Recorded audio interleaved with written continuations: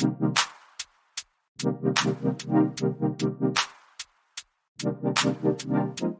going on, everybody, and welcome to the Other Side of the Firewall podcast. We talk about the latest and greatest in cybersecurity news, as well as we highlight those movers and shakers and glass ceiling breakers, those people of color who've made it to the other side of the proverbial firewall.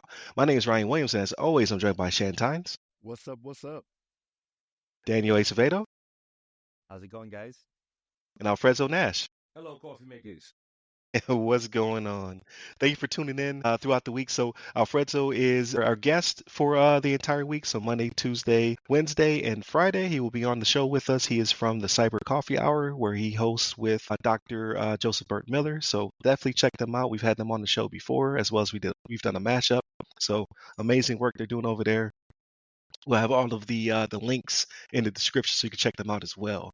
So without further ado, I give it to Shannon. All right, everybody. So this article comes from the WallStreetJournal.com, written by Robert McMillan and Sarah Krause. And the title of this one is A Disney Worker Downloaded an AI Tool. It led to a hack that ruined his life. All right. So as much as we talk about how AI is helping us with everything that we do, it does matter where you get it from as well, right? Because the way this guy got was through GitHub. You know what I mean? So good. That's pretty good. And this is the thing, folks. So like, even with that being the case, right? Like he downloaded something that wasn't necessarily secure. There were other things to where he failed a little bit in how he got, but because even though he used, and we've talked about him on the show, right? Used a password manager. Like with his password manager, he didn't implement the multi-factor authentication with it, right? So like he was just doing username and password. Well, once somebody's already in the house, like how are you protecting once you do that, right? Like we talk about the what do you call it? Defense in depth, right? You got to have it like it's an onion. There's different layers, right? Okay, you got past this one. Here's the one you got to deal with this one. Then here's the one you got to deal with this one, right? But unfortunately for this poor guy, they got in the house and they started ruining his life. He started getting messages on Slack, was it? I think it was Slack that he was getting the messages on where somebody was like, hey, I'm in there. And at first he was going to discount it, right? Like, it's just like, I see these text messages I'm getting, like the tolls thing, like this has been out there in the news. Like I've been getting those, and I'm like, you better hurry up before you get fined. Report and block. Yeah, I'm like, whatever. You know what I mean? Like I don't even do anything with it. But he got the messages, and then he kind of read a little bit more, and he was like, wait a minute, they had some specific things in there. He was like, yeah, this is definitely something that I did, that I typed out, and then he found out it was actually like a real deal. So yeah, I feel bad for this guy because it ended up costing him his job in the end, right? Like, so them getting in there and doing all these things, they started putting some stuff out there, got into his accounts, putting stuff out there that wasn't from him, and boom, that's what happened. Disney was like, nah, we can't have this, right? But Alfredo, what's your thoughts on this, man? Hey, Shannon, you know how it is, man. I like to tee up when we start talking about the money first, but the aspect there is the defense in depth, right? How do they pop multiple layers of that password manager? Well, in my back of my brain, I say that particular password. Can I say the name? One password was already popped. They were already breached. So then you have to look at the fact that, well, if I'm using that and my credentials are already out there on the dark web, that's one less layer of defense that I have.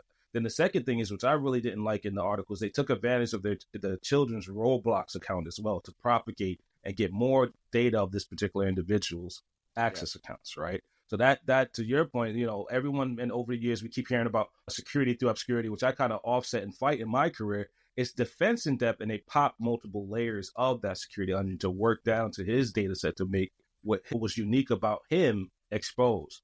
So, and unfortunately, to your point, when you get inside of somebody's security ring like that, it can expose where he works, what activities have, what other lax controls that personal to private that he might, you know, have or have not. So that was very unfortunate. The second side of the fence was the monetary hits, like something like 200,000 or something like that of his own and bonuses that he lost. Yeah, his bonuses and his health insurance, right? So that's the part for me that, like, going back to the old school brain. Yeah, you know what? The job can't tell me not to have a firewall. The job can't tell me not to have a password manager, right? Two-factor off. All these things that I'm taking on as expensive goes into the job that I have to do now. Especially us in cyber, right? Like, those things we have to protect our homes the same way or better than we're protecting our employer. But it's unfortunate that he lost his job because of these missteps. It's kind of weird though, because like once someone's inside your password manager, you're kind of cooked, right? It's almost impossible to stop it at that point. The thing that's a little obscure to me in this article is that, you know, he says he downloaded an AI tool. Now, I'm assuming he downloaded this to his work computer then? Then how or something on his network. No, I think Yeah, it so was on. I think it was on his personal devices because when they went through his laptop, they couldn't find anything. His corporate laptop, nothing they can attribute to this breach. Right. Okay. but So they were I think it was messaging personal. him, but they were messaging him on his Slack on his company side though. Right, So Yes. because they were able to get through to his password manager. They had his password for logging on to everything. We so love that, right? It's that lateral movement. Like that's my Yeah. favorite. That's the one that keeps me up late at night. Yeah, so so this guy they were never in his corporate device, but they were able to jump into his Slack and they were able to jump in his DMs basically because he probably was doubling up on passwords and it was all in his password manager. Yep. So Yep. then this guy, I mean, he suffers from a couple of things, but his biggest glaring thing is just bad, cyber grooming. His Like I hygiene. talk, Right. yeah, I talk about it all the time about, how do you have to keep your loved ones in your family that don't have the wherewithal in the cyber realm, kind of like, hey, use a password manager. If something smells fishy, like a text or an email, more than likely it's a phishing attempt or it's spam. Ignore it, or I tell my mom contact me. Like he didn't have two-factor authentication. God knows he says he had an antivirus that had to get a second one to scan, and the second one it popped. Like maybe he didn't have any antivirus on his computer. There's multiple things there, and the cherry on the top, honestly. I still feel bad for this guy, right? I'm not saying this to say, hey, we shouldn't feel bad for this guy because losing your job, losing $200,000 and losing health insurance is like life changing. It's horrible, and I hope this Yeah. guy can get himself right and get back on your feet. But it just goes to show you that the low hanging fruit are there for you to implement them, so you and your family are safe, right? But the cherry on the top is like, don't go on Reddit or GitHub and be downloading links for things that you 100% sure can't tell if it's legit or not, or what this tool is. Because one simple thing like that, it almost wants me to bring out my tinfoil hat, right? Because I don't You know. don't have Like one already? I mean, we all I- have I one in think- the back. I it's tinfoil Tuesday. I forgot my hat. I live in the Right. kitchen. He has one of Right. Yeah, Oh He my does have god!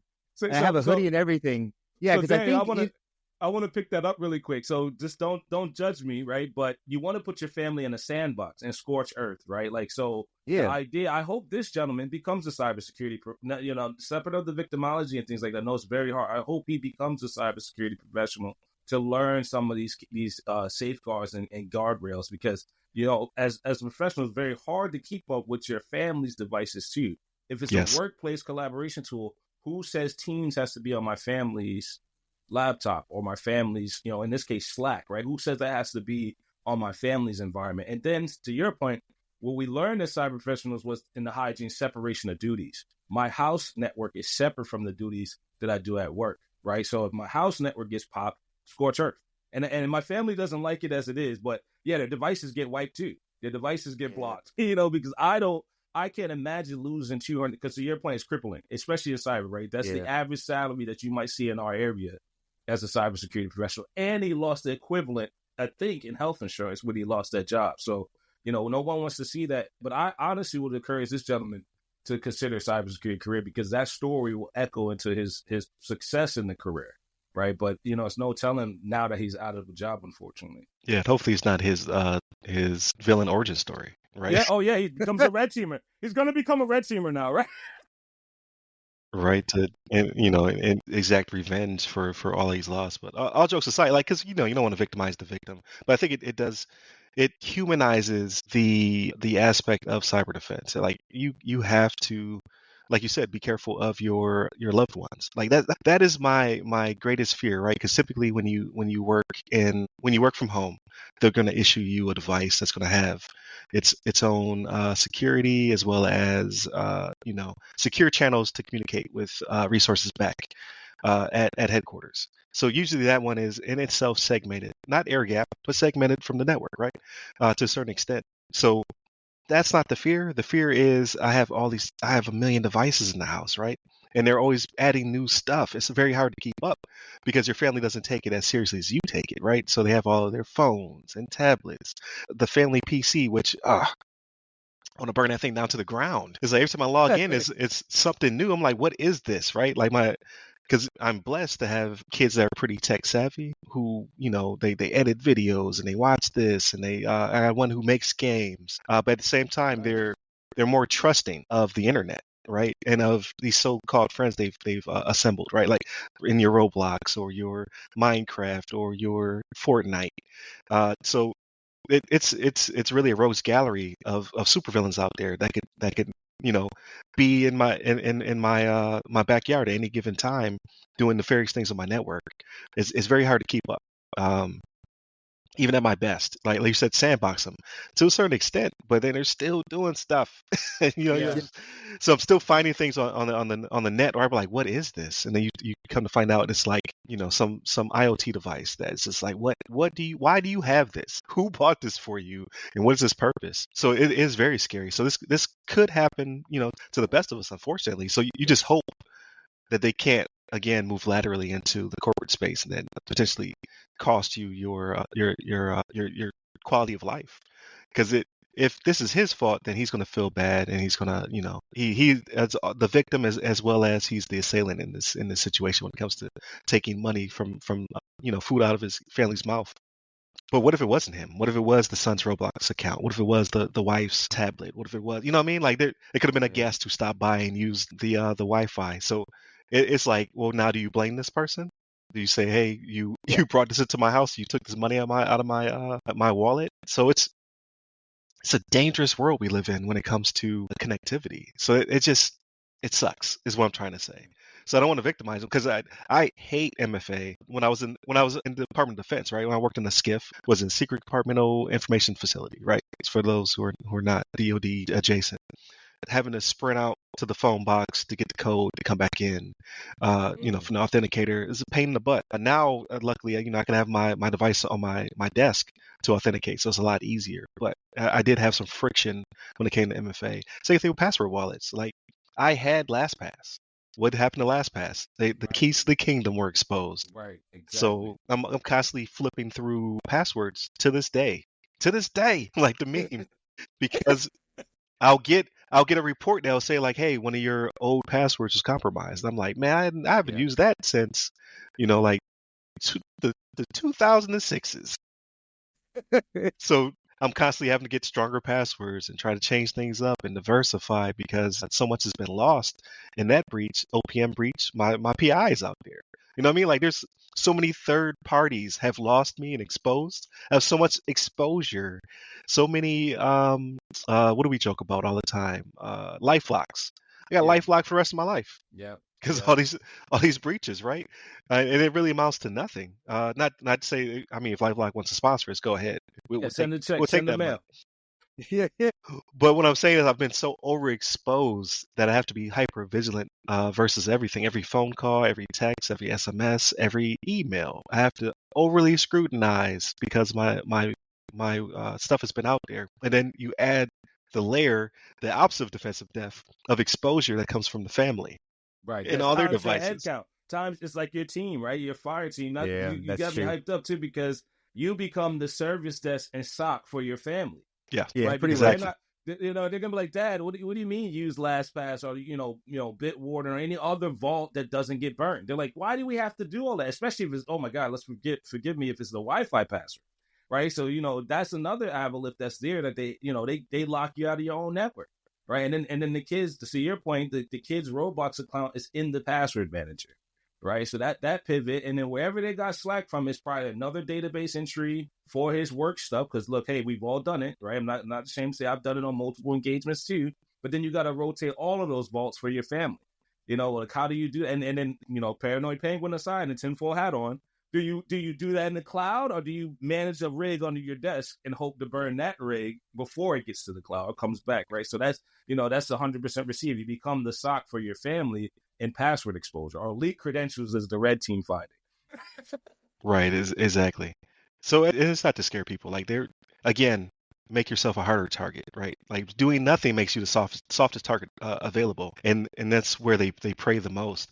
But if you just do anything, you just cause a friction point for the bad guy, and they'll pivot to somebody else, probably to one of your friends in this case. So So that's it's happened just to me. That's happened to me on Telegram. I have my Telegram. I'll put this out on the coffee hour as well.